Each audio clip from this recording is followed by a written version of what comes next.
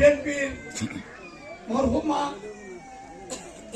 খালেদা জিয়াকে স্মরণ করি, দোয়া করি এবং ওনার পরিবারের জন্য দোয়া করি এবং আমার রাজনীতি যা দিয়ে শুরু করেছিলাম শহীদ সালাউদ্দিন খানের শহীদের জন্য দোয়া করি, সবাই একটা দোয়া করবেন।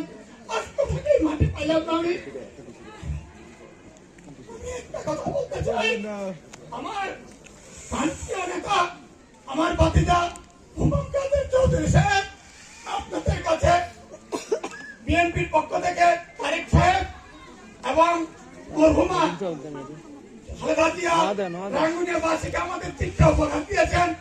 আমরা সবাই মিলে মরহুমাতা এই তারেক সাহেবকে আমরা আমাদের শিক্ষা উপহার দেব। এখন এটা আপনাদের কাছে বলতেছি, আর কিছু কথায় আমি চলে যাচ্ছি।